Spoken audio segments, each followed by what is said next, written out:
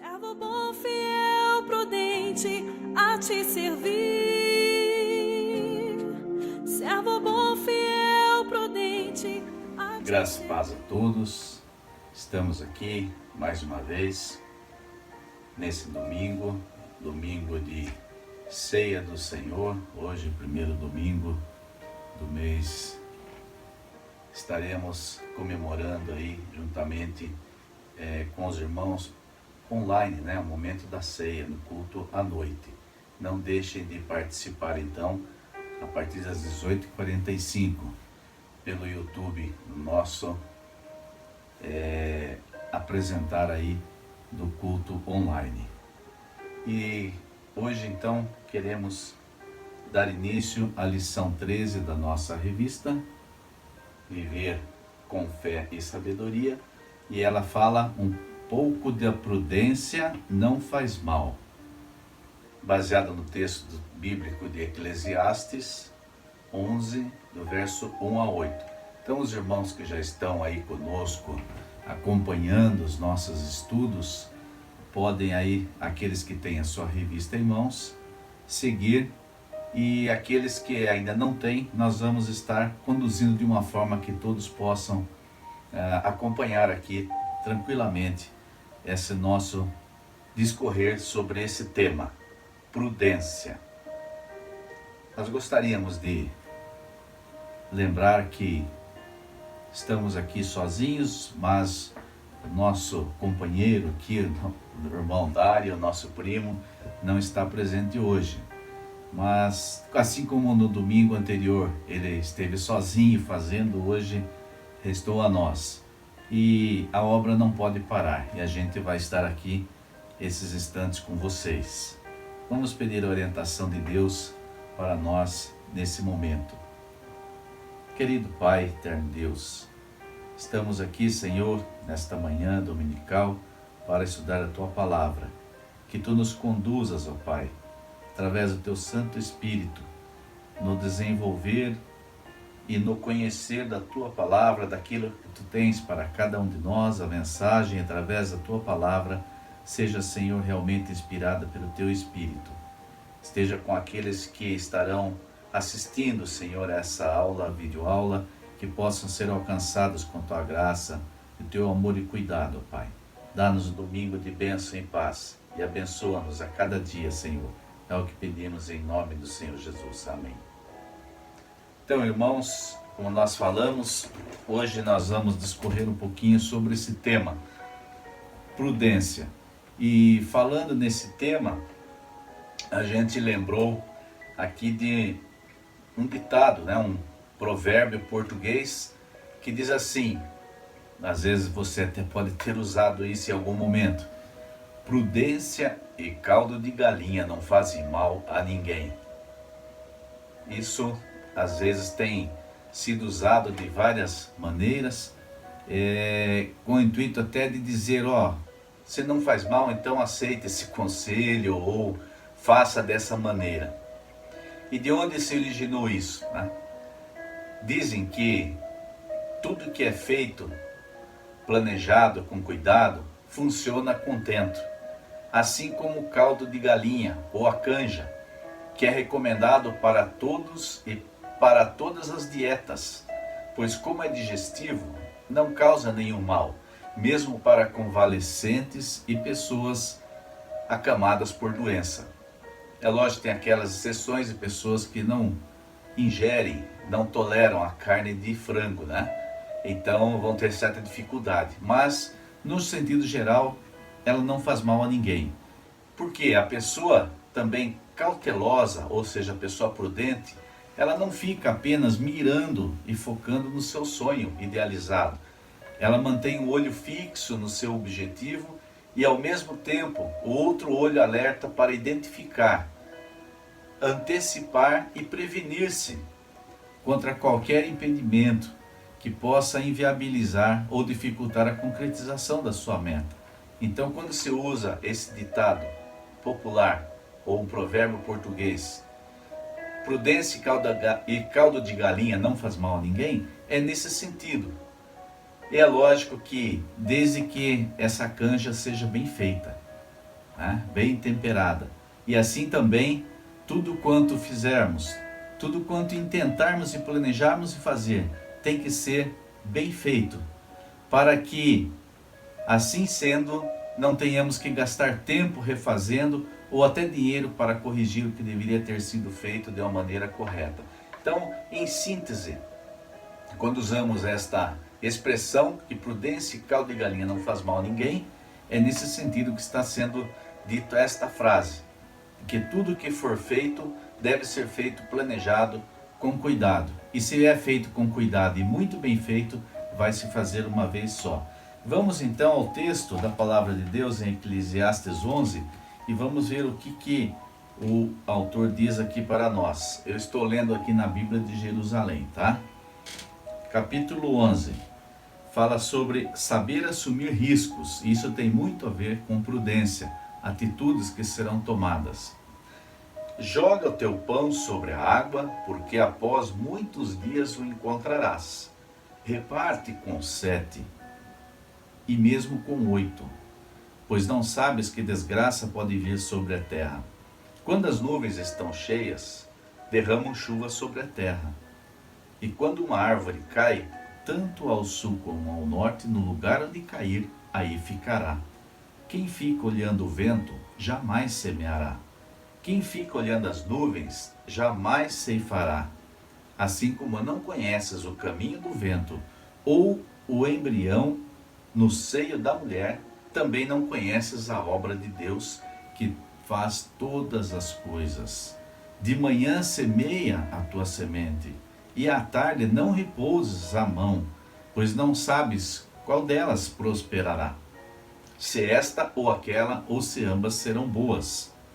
Doce é a luz, ainda que o homem viva muito, doce é a luz e agradável aos olhos ver o sol, ainda que o homem viva muitos anos, alegre-se com todos, mas lembre-se de que os dias de trevas serão muitos. Tudo o que acontece é vaidade. E nós, se atentarmos para esse texto, e a gente tem já estudado alguns assuntos no livro de Eclesiastes, o irmão Dário discorreu na semana passada sobre a questão da velhice, né, de chegar a uma certa idade e saber aproveitar essa vivência com sabedoria e com saúde. Prudência e sabedoria são dois temas que percorrem o livro de Eclesiastes. Por diversas vezes o autor apresenta conselhos positivos sobre a vida e como aproveitá-la da melhor forma possível.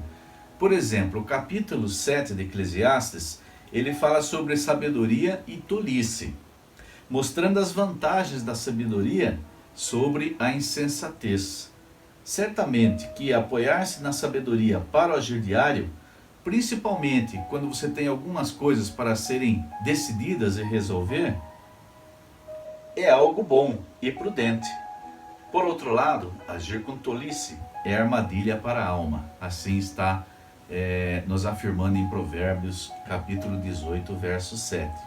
Então a Bíblia traz para nós vários exemplos de pessoas que agiram com prudência e com isso conseguiram bons frutos, bons resultados, mas também apresenta os resultados de uma ação imprudente. Vamos citar aqui algumas delas.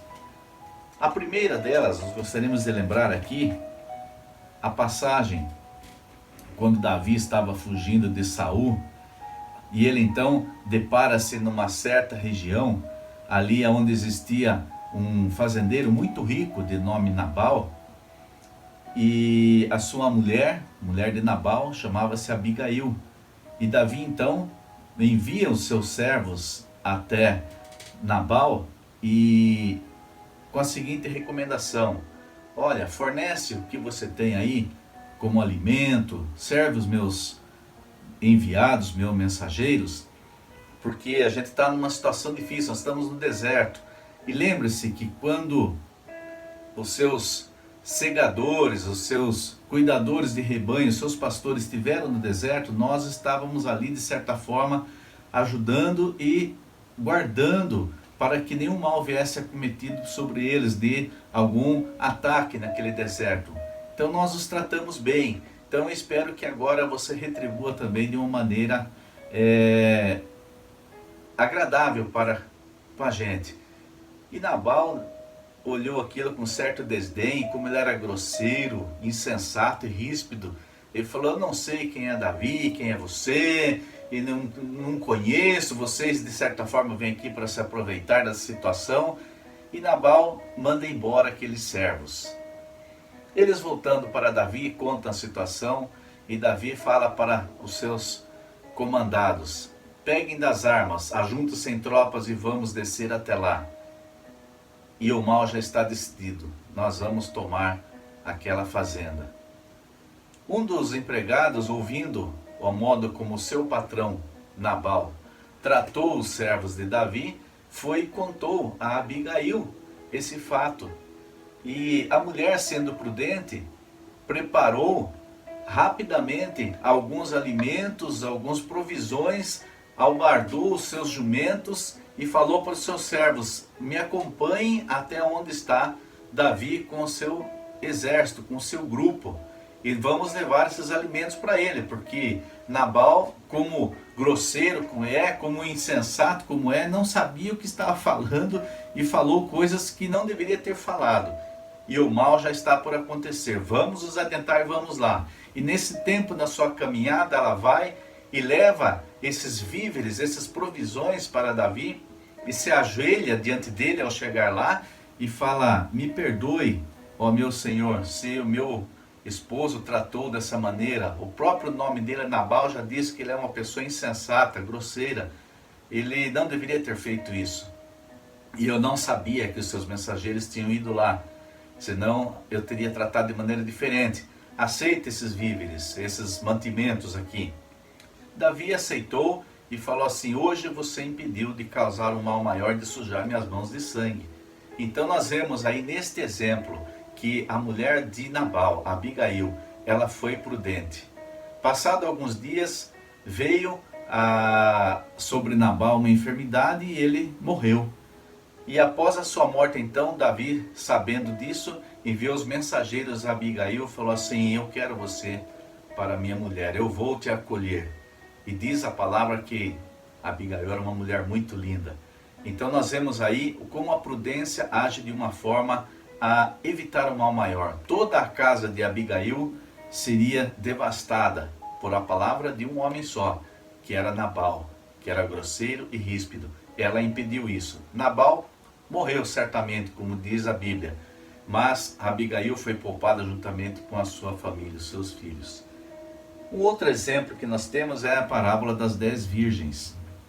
Essas que, segundo Jesus contando ali, essa parábola demonstra que 5 delas eram prudentes, assim mesmo coloca a Bíblia, e 5 eram loucas, ou seja, não estavam nem aí com a vida, estavam deixando para o amanhã, o agir para o amanhã. Amanhã é um outro dia, a gente prepara e vai dar tempo. E as outras 5 não, ali prudentes, falam: nós não sabemos quando vem o Senhor, vamos deixar tudo ajeitadinho para que quando Ele vier já está tudo preparado. E assim elas fizeram. E a gente sabe aqui no discorrer dessa parábola, né, que está lá em Mateus 25, de 1 a 13, para quem quiser ler aí, nós não vamos nos ater a isso, mas citamos apenas como exemplo, de que essas 5, quando o Senhor veio, elas estavam com as suas lâmpadas abastecidas de óleo. E as outras, quando perceberam que era tarde demais, tentaram correr atrás das 5 prudentes e falar: me empresta um pouco do teu azeite para acender a minha lâmpada, porque a noite já está fora e eu não tenho como iluminar o caminho. Ela falou: não posso te dar, porque se eu der vai faltar para mim. Vocês deveriam ter pensado nisso antes. E aí então, essas 5 nessas não podem participar das bodas do Cordeiro. E temos um outro exemplo também da figura agora já de Paulo, quando de certa forma ele estava se dirigindo para a região de Jerusalém, quando ele vai encontrar-se com as autoridades lá. No capítulo 27 de Atos, então, há a histórico desenrolar de que eles estavam navegando e chegam a um certo porto e naquele lugar eles decidem, o comandante do navio, ó, nós vamos navegar para iniciar a viagem novamente amanhã. Paulo falou, é melhor aguardar, porque o tempo não está legal, pode vir uma tragédia e aí vai danificar tanto os mantimentos como os víveres que estão no barco, até o próprio barco e a nossa vida também. E o comandante não deu voz ao que Paulo estava alertando, mas ele falou, imagine, nós temos um capitão de um navio experiente aqui, um marinheiro, não vamos dar voz a esse daí que não sabe de nada. E fizeram a viagem, e a gente sabe no decorrer da história contada na Bíblia o que aconteceu. Houveram grandes tempestades e quase que pereceram-se todas as vidas daquelas pessoas devido àquela tempestade no mar. Então a diferença da pessoa que é prudente, Paulo, ele foi prudente, advertiu, ele agiu, não teve medo, mas o comandante no seu egoísmo, no seu orgulho próprio, não, nós vamos sim, porque nós conhecemos o mar e não vai ter problema. A diferença entre a questão da fé e da razão, a razão usada a serviço da fé. Então nós vamos ver um pouquinho disso na nossa lição de hoje. Vocês vão assistir aí um videozinho de 2 minutos, que é do Colégio Batista Mineiro, onde o apresentador vai demonstrar então um pouquinho do que é a prudência, e esse é um vídeo produzido pela Casa das Virtudes. Então após esse vídeo a gente continua, ok? Você é uma pessoa prudente? Hoje, na Casa das Virtudes, nós vamos tratar exatamente da virtude prudência. Toda vez que se pensa na prudência, associa-se a prudência à sabedoria, à introspecção e ao conhecimento. Quando se pensa em termos de sabedoria, pensa-se naquilo que é próprio do significado da prudência. Ela vem do latim prudentia, que significa previsão e sagacidade. Ou seja, a pessoa prudente assemelha-se a um bom jogador de xadrez. Ele antecipa a jogada do seu adversário para que o planejamento da sua ação seja a melhor possível. Mas a prudência também se associa com a introspecção. O que é introspecção? É a capacidade que a pessoa tem de pensar primeiro a sua ação para depois efetivamente agir. A pessoa que age introspectivamente falando, ela avalia o seu espaço em volta e a partir daí estabelece qual vai ser o sentido da sua ação. E isso é tremendamente importante. A prudência está associada também ao conhecimento. Ou seja, antes de eu tomar qualquer atitude, eu tenho que saber o que se passa à minha volta. O conhecimento, no caso da ação bem-sucedida, é tremendamente importante. É por isso tudo que a prudência é também considerada uma das virtudes cardinais, ou cardeais, ou essenciais. É uma daquelas virtudes em torno das quais todas as outras giram. E isso faz da prudência uma virtude tremendamente especial. É a virtude da vida prática por excelência. Os dilemas do cotidiano, quando nós vamos resolvê-los, devemos fazê-lo a partir de uma atitude prudente. E tem um detalhezinho a mais que é muito importante. Em geral, a pessoa prudente é uma pessoa ponderada, o que significa que a sua ação é uma ação, via de regra, equilibrada. O prudente, como eu falei antes, ele pensa primeiro e age depois.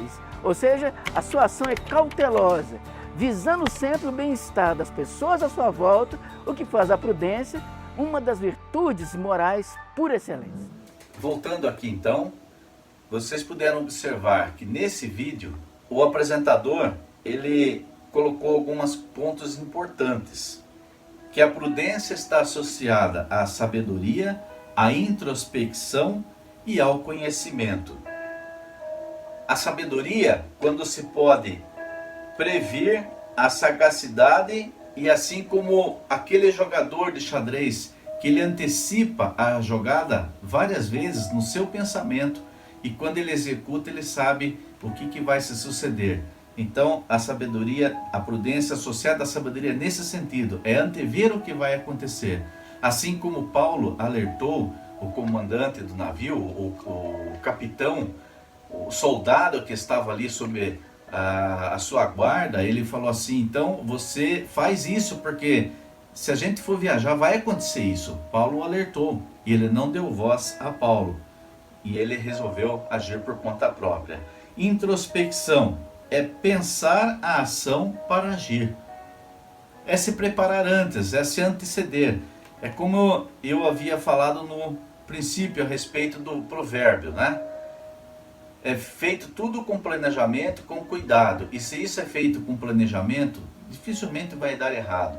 Que você vai se antever a algumas situações que possam acontecer. Também é conhecimento, ou seja, é saber aonde você está inserido e dentro dessa área, você conhecer aquela área de ação e tomar decisões que não venham a trazer nenhum prejuízo para você e nem para aquele que possa estar junto com você nesse projeto, nesse planejamento. Então, são alguns aspectos que foram abordados nesse videozinho.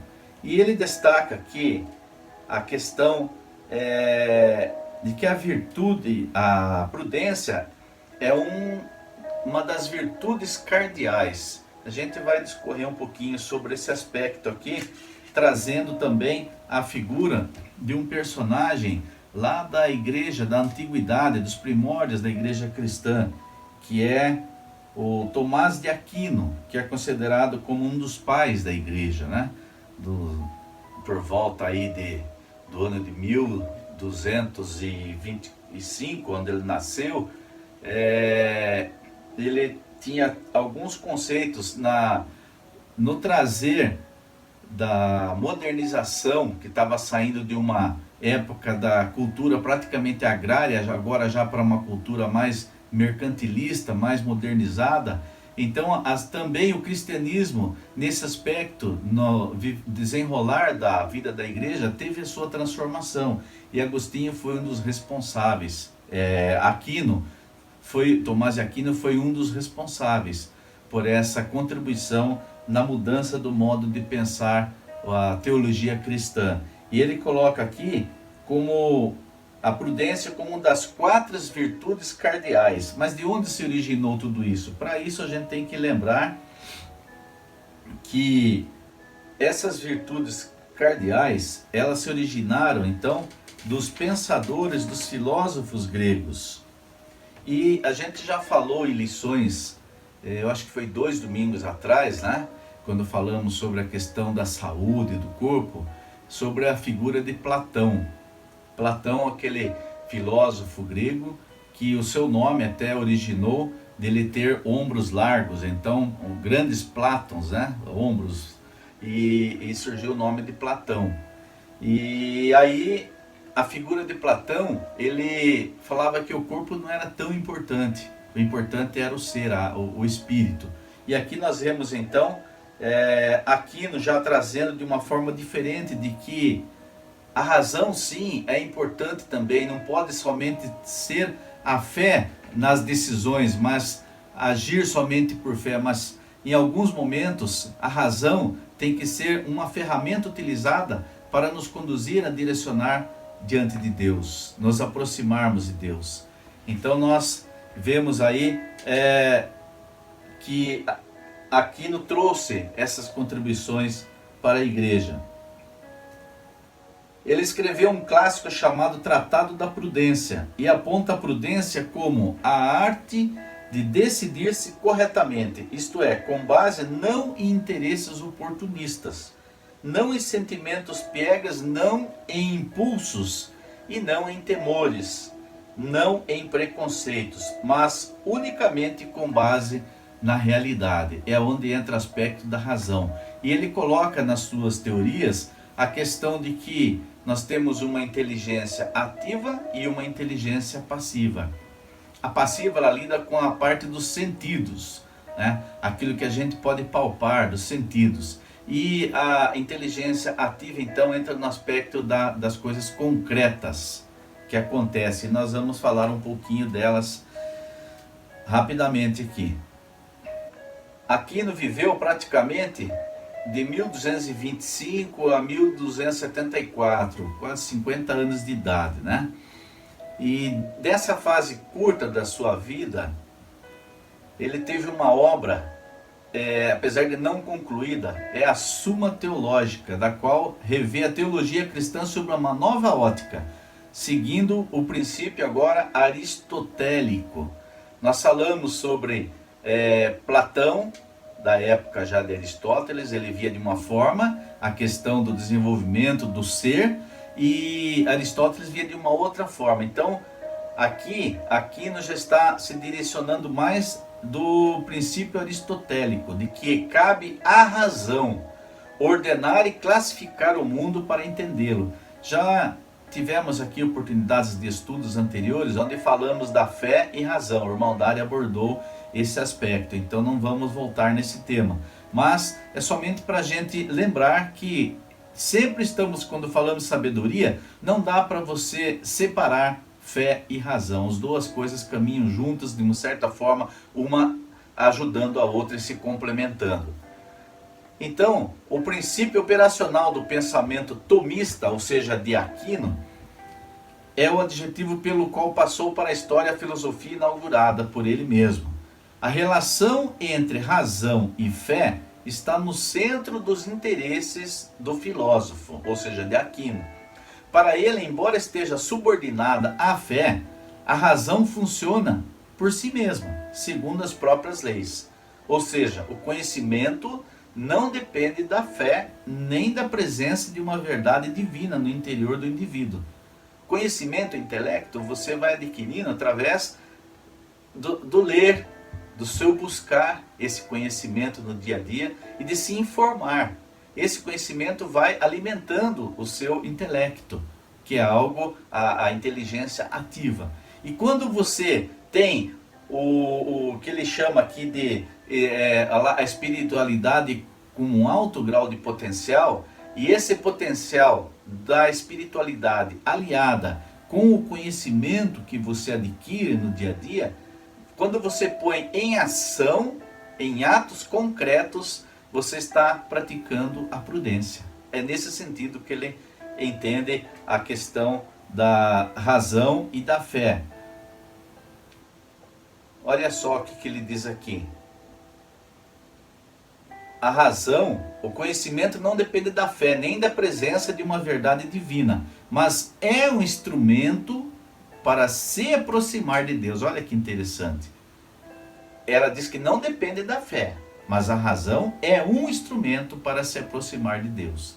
E eu espero que cada um de nós esteja usando, quando está na sua razão, para se aproximar de Deus e não questionar Deus e se afastar. Ele é Aquino também uma figura simbólica do seu tempo, na medida em que representou como ninguém a tensão entre a tradição cristã medieval e a cultura que se formava no interior de uma nova sociedade. Como eu falei, estava em período de transição da crescente abertura para o mundo real. Eles começaram a criar então algumas ordens, né, dos mendicantes, onde nós vamos ver a surgir aí as ordens dos franciscanos e dos dominicanos, e do qual então Aquino se filiou aos dominicanos. Eles entendiam, esses mendicantes, que eles deveriam viver sem bens e somente de caridade, e ao mesmo tempo também eles tinham assim o dever de estar se socorrendo os doentes e miseráveis. Essa era das filosofias de Aquino. E outra coisa, que nessa época também começaram a surgir as universidades, e aonde começou então a se tornar os centros das discussões teológicas e filosóficas. As universidades de Paris, aonde Aquino se formou.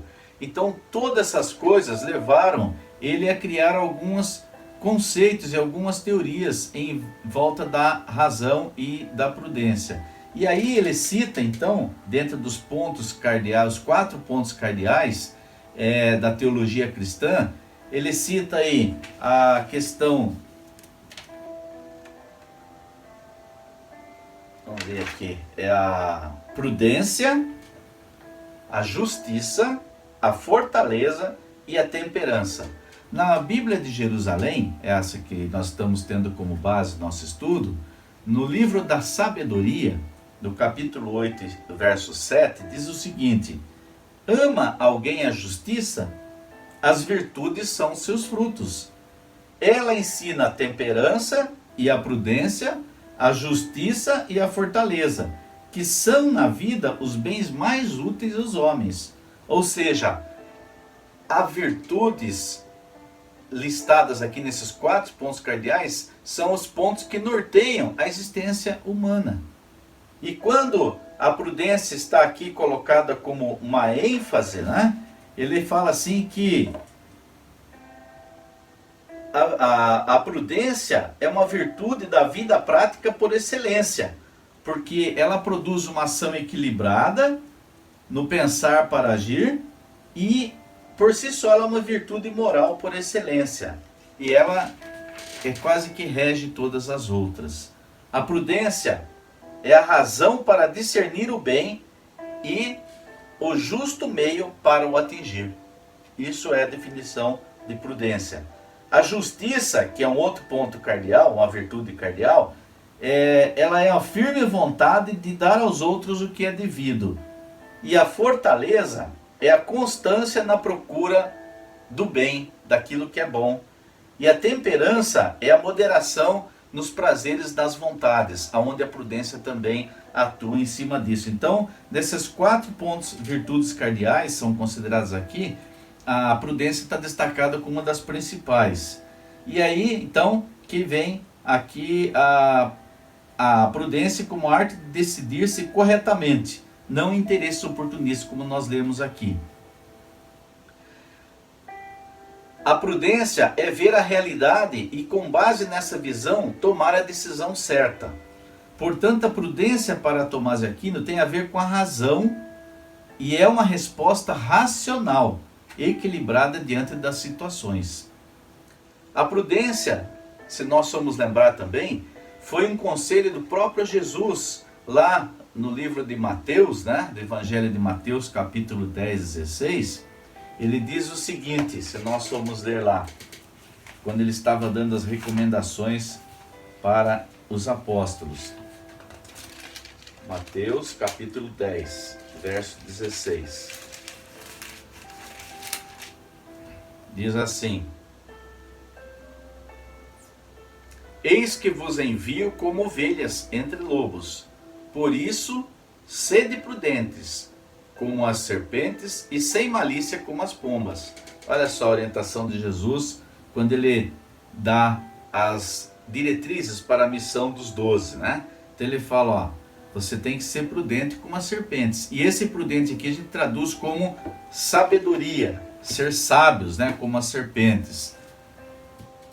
E simples como as pombas. Eles estavam indo para um meio hostil, não um meio que iria os receber bem. Então eles tinham que ser prudentes na maneira como colocar as coisas. A prudência, então, foi um conselho do próprio Jesus a seus discípulos. No original, a palavra prudência é escrita como frônimos, que pode ser traduzida como inteligente, sábio, atento aos próprios interesses. É um chamado de atenção sobre a importância da astúcia diante dos perigos. Ser prudente diante do perigo ou das situações difíceis, vejam bem, não é ser covarde, mas agir com sabedoria.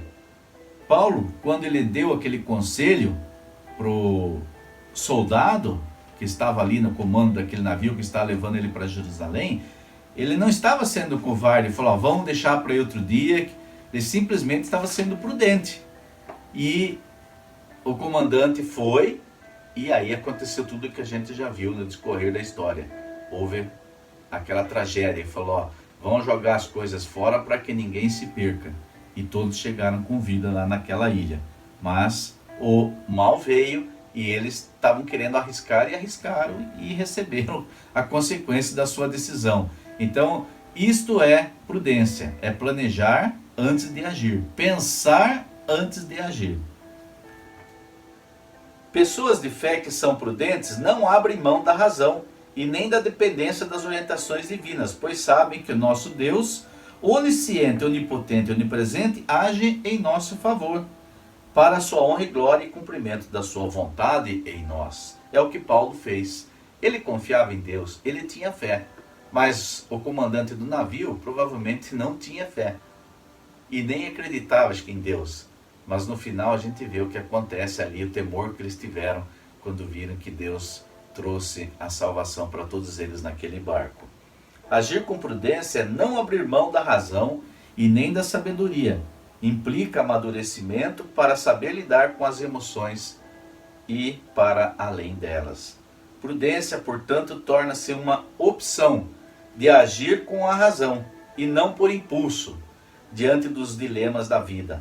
Ela é um ato racional da celebração da razão sobre a emoção.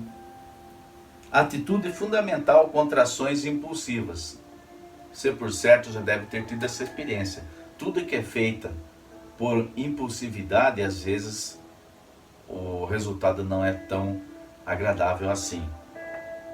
Levam a descontroles, julgamentos equivocados e incapacidade de dialogar ou mudar de opinião. Então, tudo tem que ser feito com prudência. A lição do aluno aí de vocês, se vocês forem seguir, ele vai discorrendo aí versículo por versículo, né? Nós lemos aí de 1 a 8 de Eclesiastes 11. E fala assim, o primeiro parágrafo lá, do versículo 1 a 3. A pessoa prudente precisa agir, portanto o conselho é: lança o pão sobre as águas. Essa ordem aponta uma atuação corajosa, mas existem pesquisas que afirmam ser isso uma recomendação sobre generosidade. Os muitos dias lembram a necessidade de esperar com paciência a recompensa do Senhor. O ser humano tem a tendência de ser imediatista. Ele planta a semente e já quer que brote a planta. E a gente sabe que não é assim. Quantos aqui já fizeram a experiência do feijãozinho no algodão com água, né? A gente fazia muito isso na escola, na aula de ciências, para ver como que reage, a vida é presente ali na natureza. E o feijãozinho leva alguns dias e com cuidado e água no algodãozinho para não secar, ele vai brotar e vai sair o caulezinho da planta. Então é necessário paciência. O versículo 2 repete a mesma ideia: agir, se movimentar, repartir e ser uma pessoa generosa. Nós falamos aqui a respeito dos franciscanos, e dos dominicianos lá. Eles, aquelas duas entidades, aquelas dois grupos, né, de mendicantes da época, eles tinham essa responsabilidade e esse dever de estar ajudando as pessoas, aqueles necessitados. Nesse exercício não perdemos nada, mas estando com Deus, Ele nos guarda em toda e qualquer situação, mesmo em meio às mais difíceis. Nós vimos exemplo novamente de Paulo, que Deus o livrou daquela tempestade juntamente com aqueles que estavam no navio com ele. O verso 3 continua com a ideia de doação e de generosidade. Numa nuvem cheia vai derramar chuva sobre a terra. E nós falamos aqui sobre isso há uns estudos para trás, que quando Deus manda a chuva não cai somente para os bons, ela cai sobre todos. Sobre esse versículo, Martim Lutero comenta: imitai a generosidade das nuvens. Vosso destino não pode ser mudado depois de estar morto. A árvore, independente de onde cair, lá ela permanecerá e propiciará benefício a quem está ao seu redor, à medida que as pessoas usarem a sua madeira. Isso aqui me remeteu à ideia do legado, né? Todas as pessoas que já passaram por você, tiveram assim uma certa influência na sua formação, provavelmente deixaram um legado que você utiliza até hoje. Eu recebi legados do meu pai, já não está conosco fisicamente, mas ele deixou um legado de ensino para nós, seus 6 filhos aí. E nós sabemos então que o quão é importante aquilo que a gente deixa de legado, que vai perpetuar na história e vai ajudar as outras pessoas também. O versículo 4, ele se refere à necessidade de se mover, pois só com o trabalho duro é que se consegue algo. Além disso, alerta sobre a importância de agir, de trabalhar, mesmo sem sabermos tudo o tempo todo. Não é no agir no escuro, mas é com o planejamento saber que vai dar certo. E aqui eu lembro do momento em que, quando o povo de Israel estava saindo do Egito, fugindo literalmente, né, das garras de Faraó, e ele se depara então com o mar. E o povo começa a clamar a Moisés: e agora, o que nós vamos fazer? Você tirou a gente de lá, onde a gente tinha comida, tinha os temperos gostosos, para morrer aqui nesse deserto. E Moisés vai e fala para Deus: Senhor, olha, teu povo está reclamando. E ele fala: diga ao povo que marche. Então, tem que se mover, há necessidade de se mover. É um desafio? É. E aí entra a questão da fé. Deus havia já feito a promessa, havia sido feito o planejamento, sim. Vieram as 10 pragas, o povo foi liberto, receberam muitos objetos de valor dos egípcios para poder levar e formar a sua terra. E no caminho eles, de certa forma, desanimaram. Mas Deus continuava sendo Deus. E Ele não os deixou o povo desamparados. Moisés, diga ao povo que marche. Conhecemos em parte. 1 Coríntios 13, verso 2, fala que hoje conhecemos em parte, mas num certo dia nós os conheceremos como verdadeiramente nós somos. Nós veremos como Ele é, ou seja, veremos Jesus na sua forma, como Ele deve ser visto, e não como nós imaginamos que Ele é hoje. É impossível saber tudo o tempo todo. O prosperar ou dar certo está debaixo da vontade de Deus. Por mais que você faça planos, programe, e você creia que vai dar certo, às vezes se não der, não desanime. Se você fez de acordo com a vontade de Deus, creia que o resultado Deus pode transformar. Deus pode mudar. Assim como o povo chegou lá no deserto, o mar estava lá. Já não estava aberto o caminho ainda, mas necessitava um agir. Estende a vara e o mar se abriu. É isso, é o agir. Se Moisés não fizesse nada, iam continuar a ficar lá e Faraó ia alcançar o povo. Mas tinha que agir. Diga ao povo que marche, não fique parado aí. Marche que o mar vai... O que tem que ser feito de minha parte eu faço, Deus falou. Mas vocês têm que marchar. Eu não vou carregar vocês no colo. Deus nos concede o que não merecemos. Isto é graça, nós já falamos sobre isso. Graça é um favor imerecido de Deus. Ele nos concede o que não merecemos, pelo mover do seu amor. Paulo compreendeu bem o sermão da montanha, em Mateus 5 e 6, ao ponto de afirmar: nós andamos pela fé, e não pelo que vemos. 2 Coríntios 5, 7. A fé supera a falta de informações. A prudência em Eclesiastes é a sabedoria aplicada ao agir, a coragem de tomar decisões e viver pela fé. É fazer planos e confiar que Deus está no controle. E quantas vezes nós usamos essa expressão nesses momentos que estamos vendo de pandemia, do coronavírus? Aonde está Deus em tudo isso? Deus está no controle. Não pense que Ele não está sabendo, não está de olhos abertos. Ele está no controle. Tudo é momento de Deus e nós temos que crer que se nós estamos com Ele, assim como Paulo estava com aqueles homens não crentes naquele navio, nós vivemos num mundo de pessoas que não creem em Deus. Mas nem por isso Deus deixou de nos abençoar, de cuidar de nós. Assim também é nesse momento de pandemia. Deus cuida daqueles que são seus.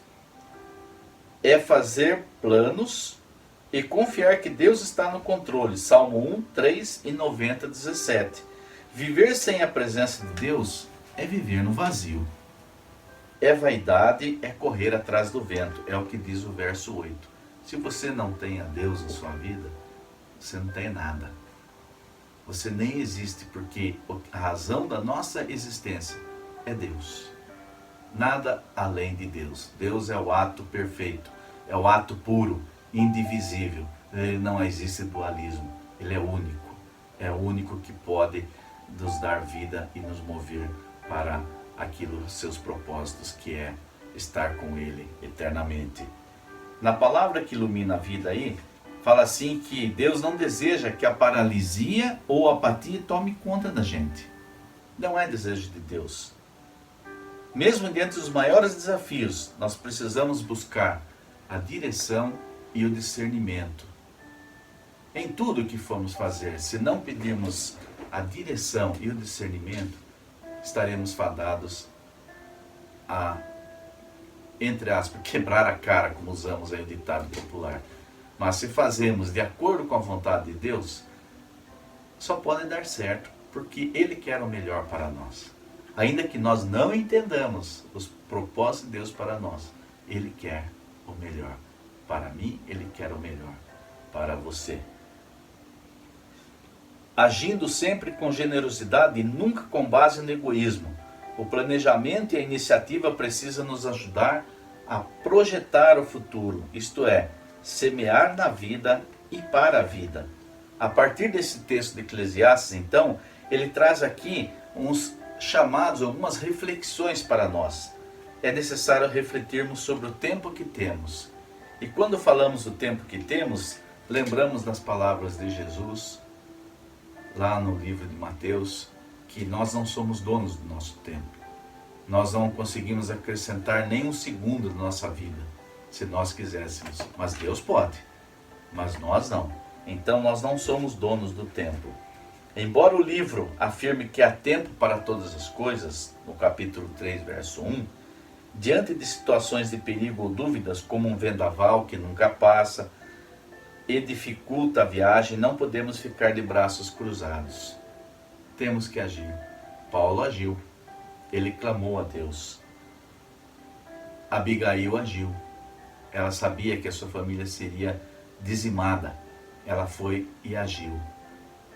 As 10 virgens, 5 delas agiram, ficaram preparadas. Elas não sabiam quando viria o seu Senhor, mas todos os dias estavam com os seus azeites preparados para que a sua candeia não se apagasse. Hoje, aparentemente, estamos também, de certa forma, caminhando para um mover de Deus sobre nós. Não sabemos quando Cristo vai voltar, mas a promessa é de que vai. Em Oséias 6,3 diz assim: conheçamos e prossigamos em conhecer ao Senhor, como a alva. A sua vinda é certa, e ele descerá sobre nós como chuva da primavera que rega a terra. É promessa de Deus. Jesus vai voltar. E quando voltar, que nós estejamos com as nossas lâmpadas abastecidas de azeite para iluminar o nosso caminho. Que não sejamos enganados pelos ventos de doutrina que procuram levar-nos para o lado escuro e não para a luz, que é Jesus Cristo. Quem somente observa o vento nunca semeará. É o versículo 4. Por vezes, esperando a oportunidade melhor, perdemos a oportunidade que tínhamos. Tem um texto de Paulo em Efésios que diz o seguinte, Efésios 5, de 15 a 17.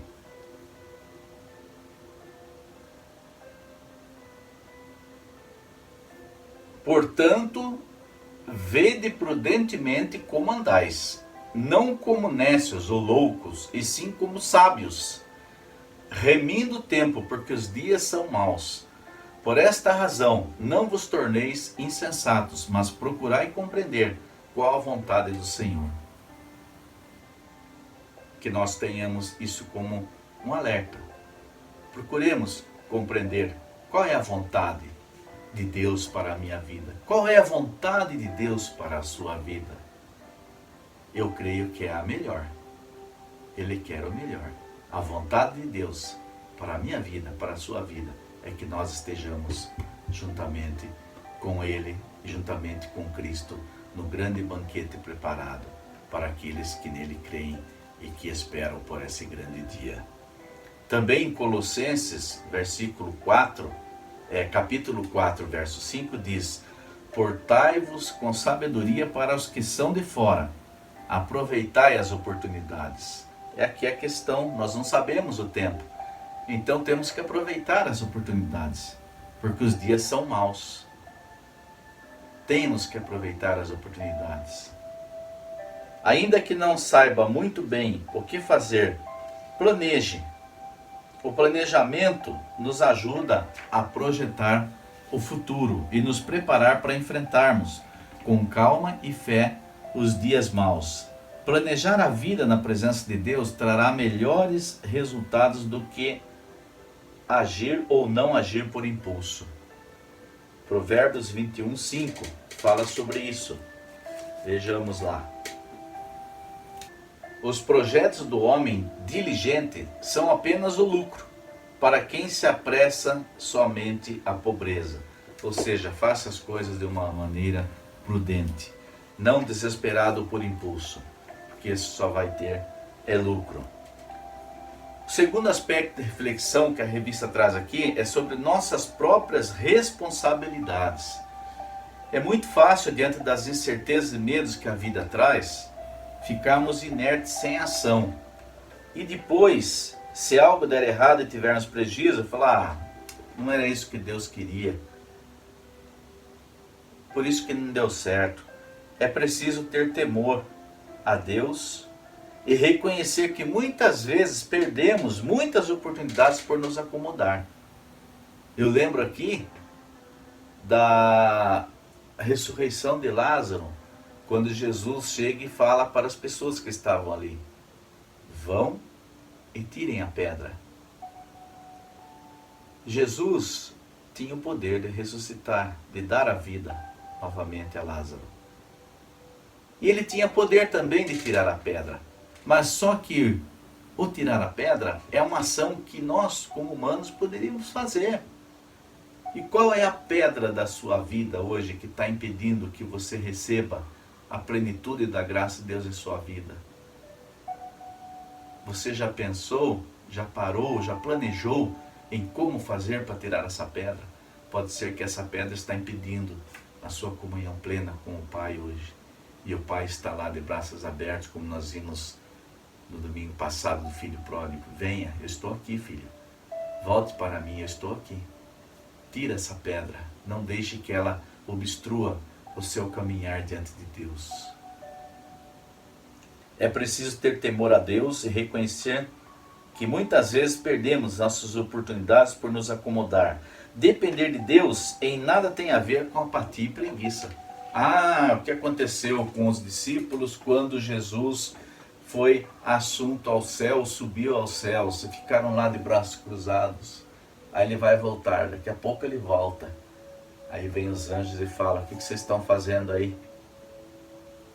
A vida não acabou aqui. Esse mesmo Jesus que subiu, ele vai voltar um dia. Mas não é agora. Vocês têm que fazer aquilo que vocês aprenderam com ele nesses 3 anos. E até hoje nós estamos fazendo isso, que é o anunciar o Evangelho, para que mais pessoas cheguem a esse pleno conhecimento da verdade que é Jesus, que é o caminho, que é a verdade e que é a vida. E é o único que pode nos levar até Deus. É Jesus, é através dele. Ele é a porta que abre o caminho para a salvação. É necessário, ainda que o mar não se abra, é preciso continuar marchando. É o que nós já citamos lá a respeito do povo diante do Mar Vermelho. Último ponto é refletir sobre a graça divina. Nós já sabemos que ainda que façamos tudo direitinho, planejamento, prudência, oração, nem sempre o resultado é o que esperávamos. Provérbios 16 diz: o homem pode fazer planos, mas a resposta certa vem do Senhor. É Ele que tem a resposta certa. É Ele que sabe o que é melhor para a sua vida. Por mais que você planeje, às vezes a intenção de Deus, o propósito de Deus para a sua vida são outros. Pessoas sábias e prudentes também têm os seus dias de infortúnio. Pessoas cristãs também enfrentam adversidades e vivem momentos, e nós entendemos isso. Eu estava meditando num texto da pessoa de João Batista, quando ele está ali aprisionado e ele fala assim: vai lá, quem é Jesus? Onde está Jesus? Eu anunciei a sua vinda, eu apregoei o ano aceitável do Senhor e agora estou aqui preso. E aí? Ele não veio nem me visitar. Será que a fé de João Batista estava abalada? Ele tinha desistido? Não. Ele confiava para aquilo que ele veio. Ainda que a situação real não demonstrasse aquela vitória, eu vim anunciar o Salvador, eu vim anunciar aquele que, de certa forma, traria a justiça. Que justiça é essa? Eu estou preso aqui. Aí Jesus fala: vai lá e manda dizer a João que os cegos veem, os coxos andam, e é necessário que se pregue o reino de Deus a todas as pessoas. É para isso que ele veio. João cumpriu o seu papel, ele não perdeu o seu galardão, assim como cada um de nós também vai receber de Deus um dia o seu galardão por aquilo que tem feito aqui. Não como forma de pagamento, mas porque Deus é gracioso para conosco e nos ama. E o que Ele quer de nós é somente que nós o amemos. Ele não quer sacrifício, não quer nada. Ele somente quer que nós o amemos. A sabedoria é a maior perfeição da razão e sua principal função é perceber então essa ordem que Deus colocou. Às vezes nós ficamos preocupados, eu tenho que fazer isso para agradar a Deus, eu tenho que fazer aquilo, eu tenho que me sacrificar. Não, Jesus já fez o sacrifício por você. Deus agora só quer o seu entregar, o seu aceitar desse passaporte para a vitória, que é a vida de Jesus Cristo na cruz, o seu sangue derramado na cruz. É isso, essa é a prudência que nós temos que ter no nosso dia a dia, é saber que não estamos sós nessa jornada, nessa caminhada, mas temos a Deus nos direcionando, nos conduzindo para aquilo para o qual Ele nos criou e nos selou, quer estar com Ele sempre. É voltar lá na origem, o ser criado à perfeição, imagem e semelhança de Deus. Onde o pecado já não vai existir, a morte não vai mais existir. Esse é o projeto e o plano de Deus para cada um daqueles que o aceitarem através de Jesus Cristo. O planejamento é bom, mas quem nos dá força e vida para acordar, olhar as nuvens, sentir o vento, é o Senhor. Ele é o dono da nossa vida, da nossa existência.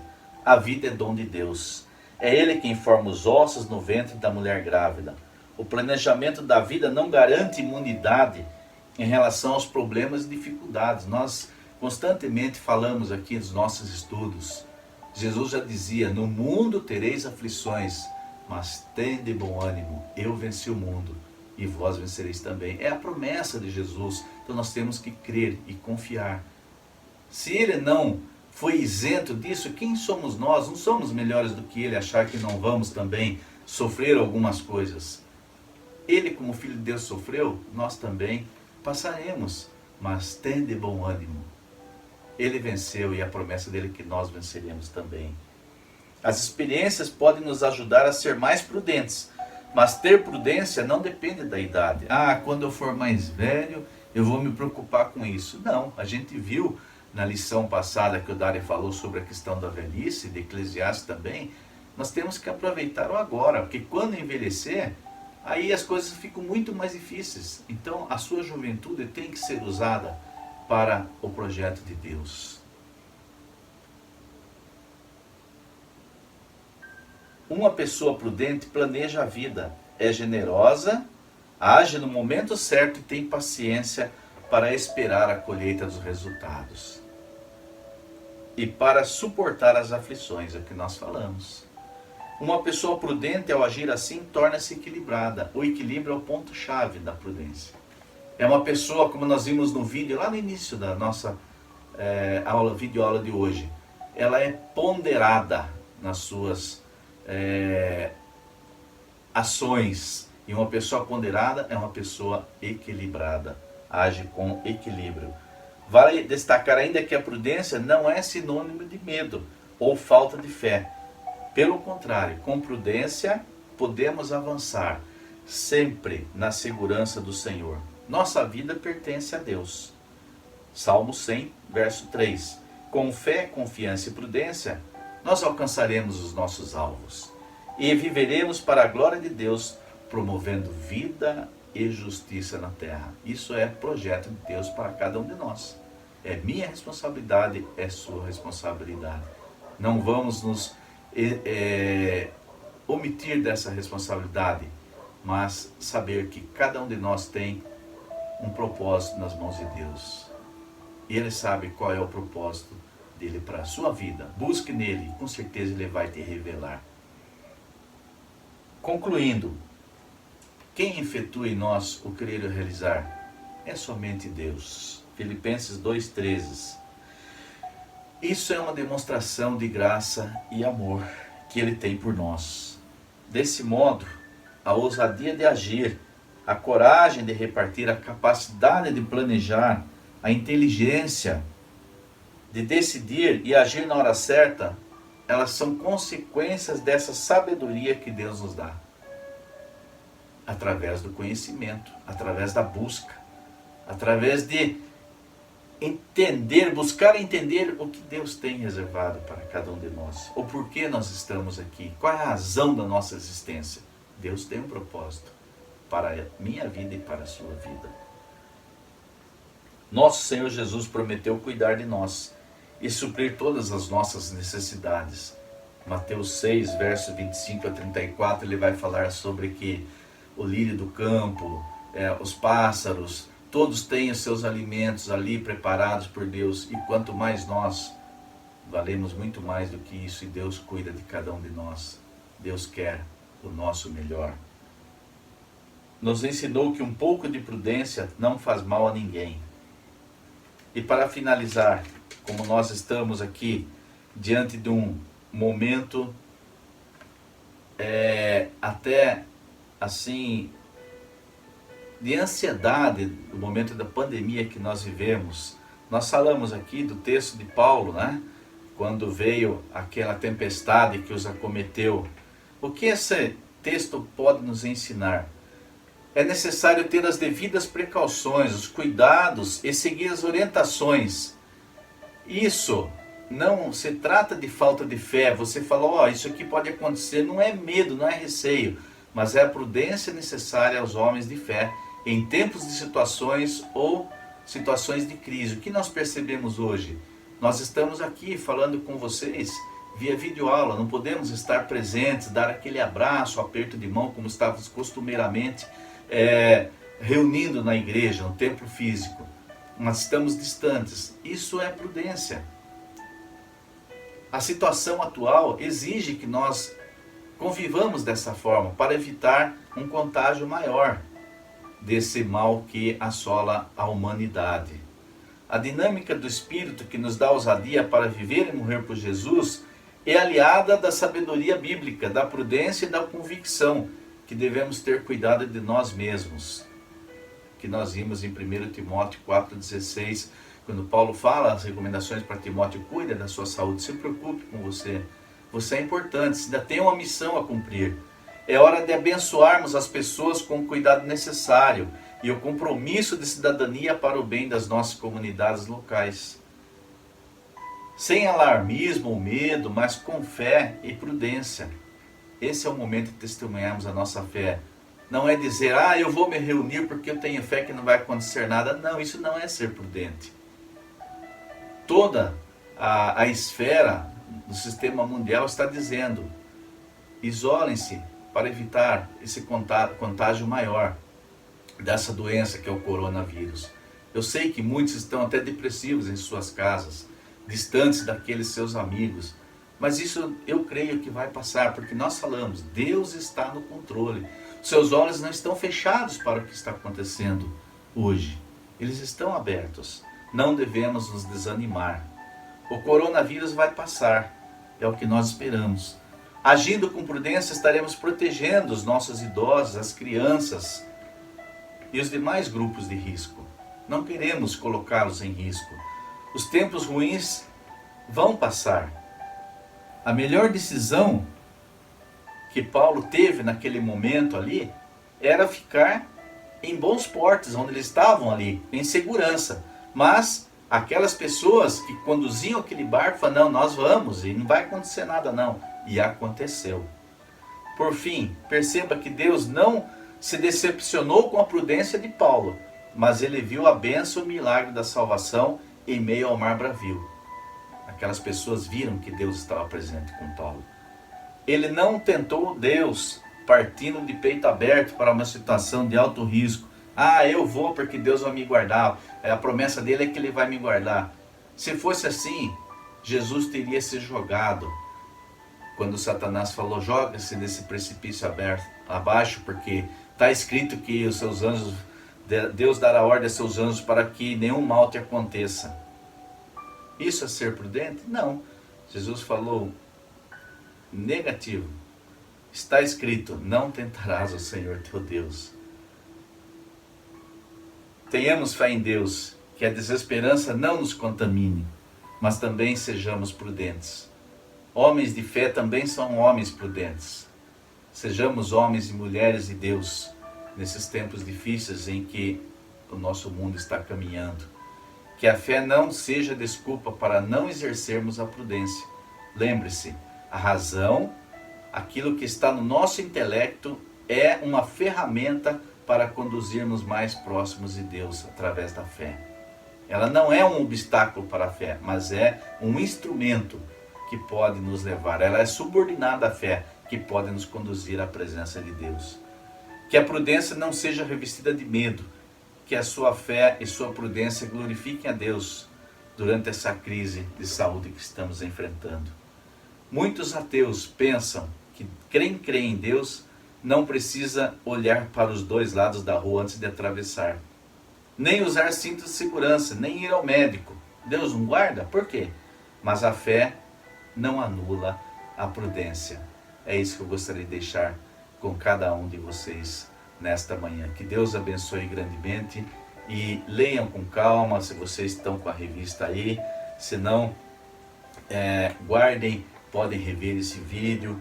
Nós temos alguns textos da semana que nós vamos estar colocando aqui em seguida, para que vocês tenham a sua Bíblia e possam estar lendo na sua casa e meditando nesse assunto. Seja prudente.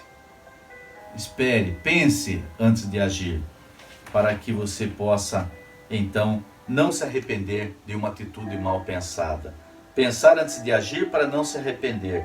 Pensar antes de agir como forma de planejar-se. Pensar antes de agir como forma de se precaver. Assim sendo, nós iremos viver e sermos abençoados pelo nosso Deus. Deus abençoe, tenham um bom domingo e não se esqueçam, hoje à noite é culto de ceia. Esteja presente virtualmente e participando desse momento abençoador que Deus tem reservado para cada um de nós. Até o próximo domingo, se Deus assim o permitir. Obrigado por vocês estarem aqui conosco nesta manhã. Deus abençoe a todos. Abraço, irmão Dário. Estejamos juntos na próxima, hein? Tchau. Servo bom, fiel, prudente, a te servir.